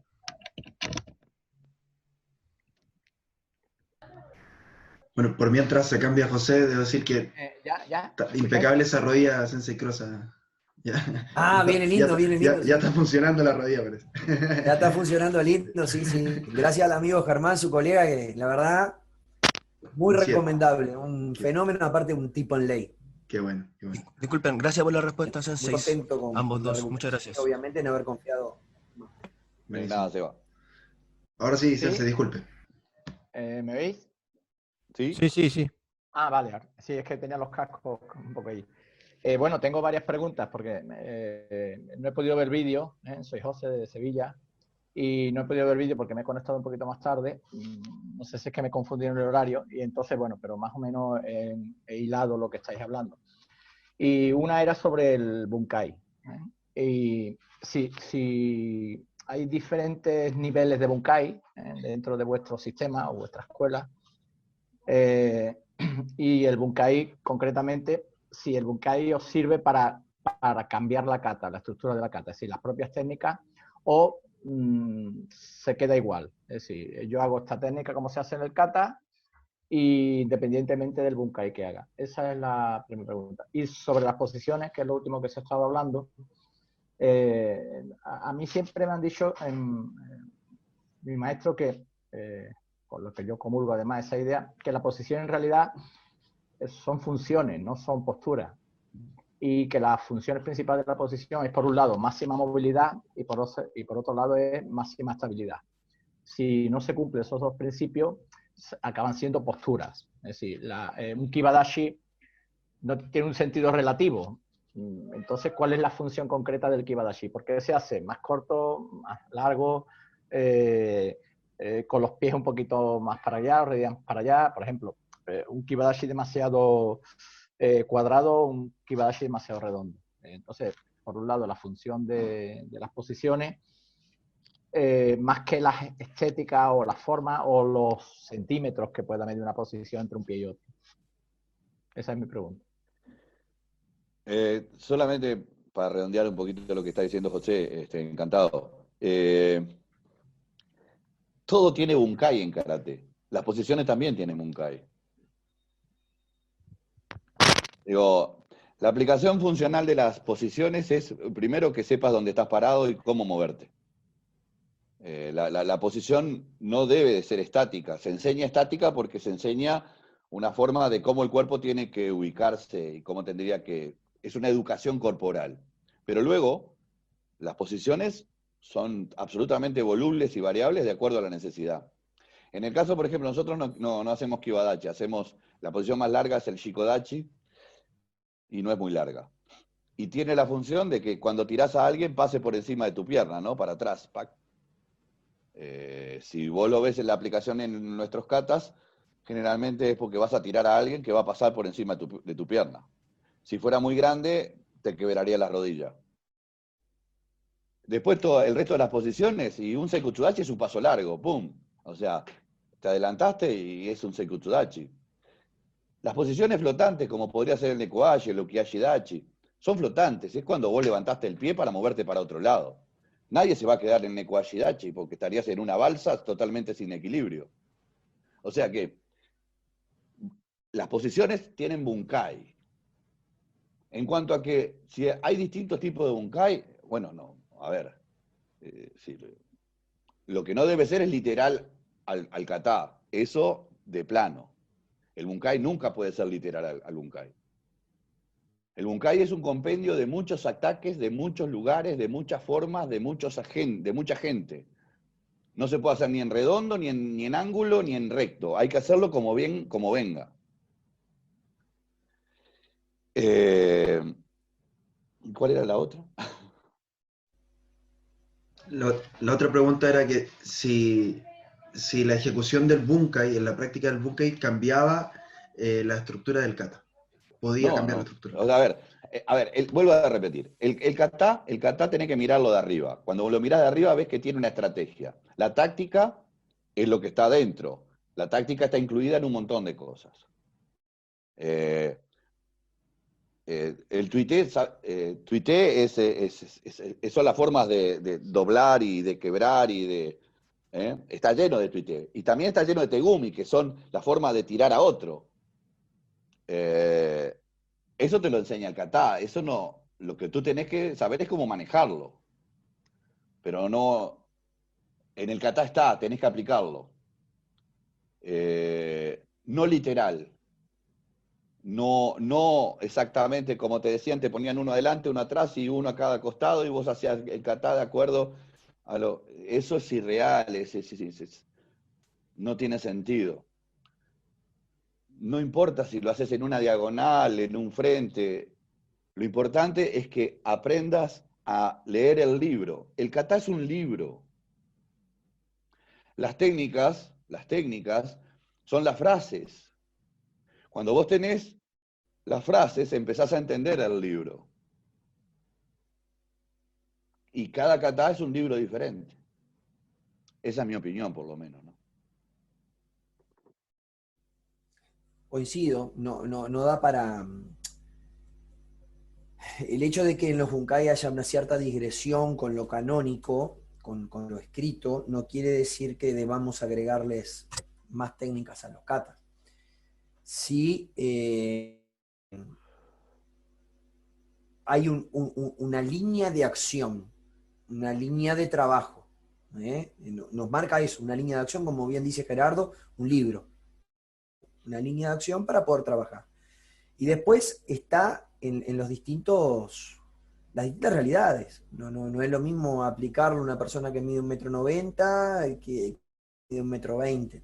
No es lo mismo una persona que pesa 120 kilos a una persona que pesa 70. No es lo mismo. Y tenemos que buscar las soluciones para todo dentro de ese libro, dentro de esa línea de acción. Creo que por ahí pasa la semántica de entender qué estamos haciendo con la interpretación bunkai o con el cuerpo a cuerpo de la interpretación del kata, ¿no?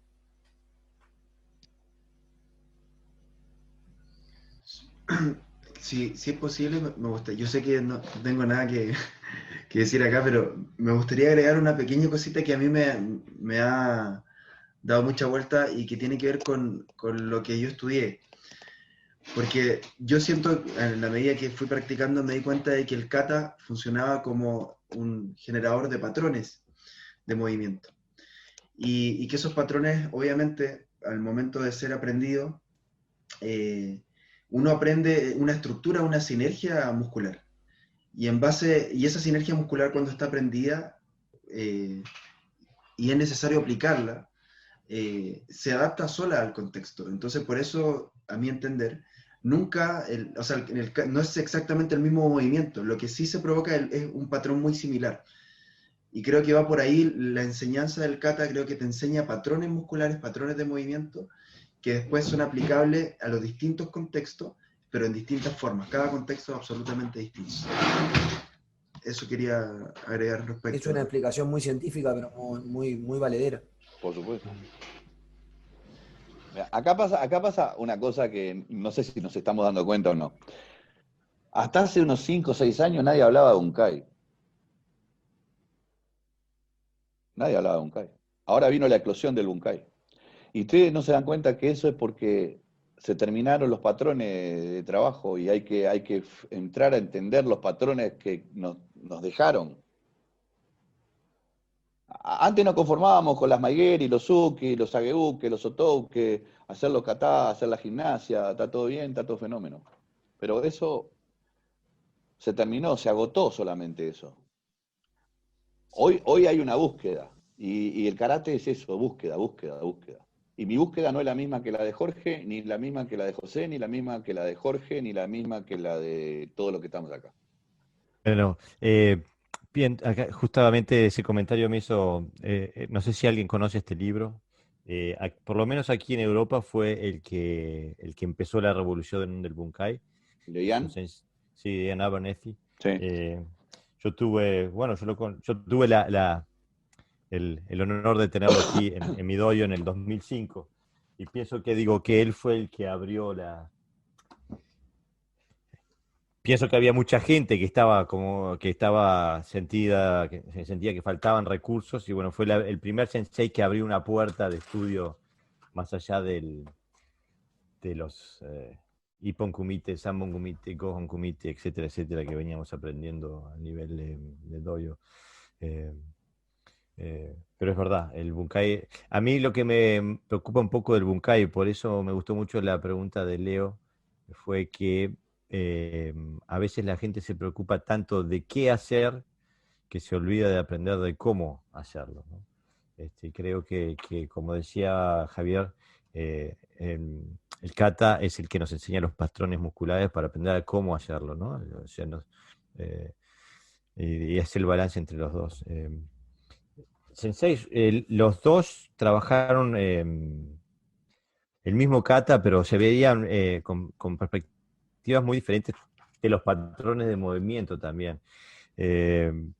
Tú, Gerardo Sensei, tenías un uso muy específico de la cadera, que era mucho más marcado, pero relajado del trabajo que hacía Jorge Sensei. ¿Tienes alguna explicación para el trabajo que estabas haciendo ahí? Lo que pasa que el trabajo de cuerpo a cuerpo exige que al no tener espacios intermedios, la cadera es lo que te permite generar el vacío, ¿no? Y básicamente el trabajo de Koji, por lo menos en nuestra escuela, pero no solamente la nuestra, sino que tendría que ser del karate en general, el trabajo de la cadera es esencial. O sea, la cadera es lo que une las extremidades inferiores de las superiores. Es la que genera la fuerza de rotación, es la que genera el poder. Y por otro lado también es la que te permite, justamente como te decía, en espacios reducidos tener maniobrabilidad. Y volvemos otra vez, tiene que haber soltura. Si no hay soltura, el trabajo del karate yo siempre lo asimilo con el del resorte, ¿no? O sea, si tú lo comprimís, si tú el resorte lo soltás así, se cae al suelo. Pero si lo comprimís y lo soltás, ¡boom!, salta, ¿verdad? Entonces, cuando vos te contraes la cadera, y cuando la soltás, ¡boom!, es el efecto del resorte. ¿Ah? Entonces, cuando vos trabajás la cadera, no es tanta la fuerza muscular que se precisa, sino justamente es la necesaria. Y eso puede ser también una de las razones por la que ustedes en tu escuela trabajan con unas posiciones más altas para poder facilitar el trabajo de cadera. No, bueno, a ver, es que la realidad te lleva a que uno tiene que mirar la realidad. La realidad indica de que cuanto vos más bajás, menos perspectiva tenés. Y le estás dando al otro más perspectiva. O sea, vos tenés que trabajar más o menos al nivel donde las vistas se crucen. Las posiciones altas lo que te permiten es una velocidad de desplazamiento superior. Cuanto vos más te exigís en el cuerpo, estiraste demasiado el resorte, ¿verdad? O sea, el resorte hay que comprimirlo, no hay que estirarlo. Entonces, lo que antes era, vamos a hacer mucha fuerza para salir con mucha fuerza, en el karate de Okinawa fue inversamente, nunca fue así, no existía ese concepto. Existía justamente el concepto de cuanto más natural estabas, más fácil era poder despegar. A diferencia del karate de las formas de Kenpo que vinieron de China, que vinieron mucho más amplias. Los okinawenses tienen una virtud. Lo que no les sirve lo tiran para afuera. Y solamente se quedaron con las cosas que les servían. Por eso hay dos tipos de karate dentro de Okinawa. Hay dos tipos de karate. El que nació de la necesidad de pelear desde la guerra de las Tres Montañas y anterior, con los piratas, con el que se le viniera, porque el que piense que el pueblo okinawense era un pueblo de monja, está en el horno. Le gustaba más pelear que comer. Simplemente que no lo mostraban tan así, ¿no? El japonés era mucho más estirado, más. El okinawense sí, vení que te saco un ojo. Y el otro karate es el karate más emblemático, vamos a decir. Es el karate de Naja, de donde vinieron los chinos, ¿no? O sea, vinieron los chinos y dijeron, nosotros somos los dueños de la cocoa y esto es lo que hacemos. Y está bien, es una forma de verlo. La efectividad, sin duda, la tienen.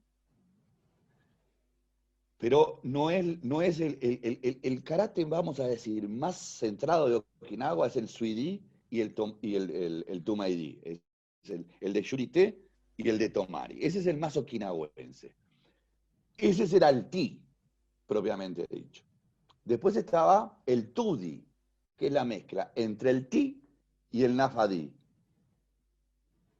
o el Kenpo chino. ¿Ah? Entonces, desde esas dos versiones es que nosotros tenemos que mirar el karate. Las posiciones altas no son relativas a todos. No son relativas a todos. Las posiciones bajas son posiciones de fuerza. ¿Por qué? Porque hay dos concepciones de karate. Una de fuerza y otra de velocidad. ¿Ah? Es decir, el que amalgame mejor las dos, creo que tiene mejores opciones.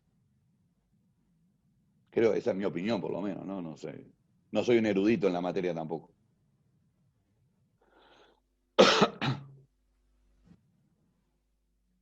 Buenísimo. Sí, voy a responder esta y después me van a tener que disculpar porque voy a tener que asumir mis deberes de papá, que tengo a mis hijos jugando al ping-pong afuera y me están reclamando porque se me van a ir y no los voy a ver hasta el fin de semana que viene. Pero tratando de entender un poco, comparto el concepto que dice Gerardo, hay que buscar un equilibrio. Las posiciones muy bajas o bajas te quitan dinámica y vos tenés que buscar el equilibrio justo y adaptarte a la situación en la que estás. No hay linealidad. Siempre recuerdo mi examen para Nidam, donde el sensei que me lo tomó dice, ¿Juipon comité o defensa personal, Goshi? Le digo, no, defensa personal. Entonces, con el compañero Pablo Álvarez, que lo conoce Gerardo, me dice, le digo, apretame en el cuello y apretá fuerte que yo me voy a liberar. Me desmayó. ¿Pero por qué me desmayó? Porque comí como un angelito. Pensé que después de ejecutada la técnica yo tenía algún curso como para poder efectuar, como para poder hacer algo. Y la esencia del karate es la anticipación, la sorpresa y eso. Ninguna técnica es imposible cuando el atacante desarrolló su máxima potencia. Con cualquier tipo de arma, sea de mano, sea un arma cortante, sea lo que sea. ¿Ah? Entonces, la anticipación, ese sentido de la preservación de la vida, ese olfato, es lo que tenemos que desarrollar. Y las posiciones, si son demasiado canónicas, si nosotros seguimos un patrón de movimiento tan estático que nos impide ver la realidad, le estamos agarrando el bizcochazo. Al menos en buen criollo ese es mi análisis de la cosa y capaz que responde en parte la pregunta esa. El karate es sucio, vamos a empezar por el principio. Es la pelea más sucia que concuerdo. Sensei Minoru dice, o sea, no te caigas nunca porque te patean la cabeza. El que se tiene que caer es el otro, así se la pateas vos. Sensei Jorge, no lo quiero retener más, pero muchas gracias por brindarnos todo este tiempo, por responder, por hacer el video. La verdad que fue un gustazo. Espero poder engancharte para el podcast Dojo, hacerte una entrevista. Estamos muy agradecidos por tu trabajo y por tu exposición aquí. Sí, muchísimas gracias, el agradecido soy yo por la oportunidad, a ustedes dos, a Gerardo, que es un amigo. Por supuesto. Y nada, a la gente que nos bancó acá en línea, que está firme escuchando nuestras locuras, nuestra posición. Como gracias, les dije, Sensei, de verdad. Voy a ser ahora de alumno, voy a ser de alumno porque allá están los senseis. Muchas gracias, Sensei. Y creo que sigo tus pasos. No tengo que buscar a los nenes, pero tengo que buscar a mi señora. Sí, estamos. Eso iba a comentar yo. Estamos, la hora son las 7 de la tarde. Llegamos al tope. Y nada, quiero agradecer a todos los que se quedaron mirando, los que están opinando, los que hemos aprendido, porque aquí uno escucha atentamente para seguir la enseñanza de los que vienen caminando un poquito antes que nosotros. Así que muy agradecido de verdad a Sensei Jorge Crosa, a Sensei Gerardo Valve. Gracias a Jorge, le voy a decir Jorge porque me reta cuando le digo usted, Sensei, a Jorge por la alianza y nada, que está entretenido. Yo estoy contento de estar haciendo estas cosas porque estamos aprendiendo mucho de todos. Exactamente. Muchas gracias para los sensei, muchas gracias a ti, Javier. Sos un crack, un crack. Leonardo, ¿quiere decir algo antes? Solo una preguntita muy corta. A mí me pasó como a José, que me conecté un poco más tarde, no sé si viví mal la hora o lo que sea. No, fue culpa nuestra. Y lo primero, hubo una parte que me la perdí y no la pude ver. Lo que quería saber es si después se va a poder obtener eso de algún lado para poder verlo y escucharlo. Si tú me hablas, Leonardo, al Instagram, yo te mando los videos, porque seguramente no pudiste ver los videos. Listo, te puedo mandar perfecto. los videos. Los sensei ya me dieron permiso. Y de todas formas estoy grabando la reunión, así que la subo también. Al que quiera la reunión me la pide por el Instagram de Karate y Ciencia y yo se la envío directamente. No la vamos a dejar abierta a todo el mundo, sino que específico. Perfecto, muchas gracias. De nada. Bueno, eso. Bueno. Eso. Adiós, saludos. Saludos a todos. Abrazo, Gracias a todos, hasta la próxima. Jorge, Se repita. Gracias. José, Gerardo, perdón. Sebastián, Javiera, Nicolás, Javier, Catalina, Carlos, Eduardo y Mario, que son los que más Javier, mandame el video. Sí. Abrazo grande, cuídense. En la noche. Cuídense. Buenas noches. Muchas gracias a todos. Chao, muchas gracias. Buenas noches. Chao, chao. Gracias, Sensei. Gracias.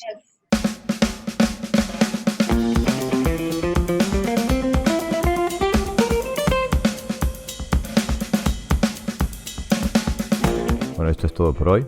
Espero que hayan disfrutado. Para el próximo episodio traemos una charla sobre kata y su relación con Bunkai y el combate. Nos vemos dentro de 2 semanas.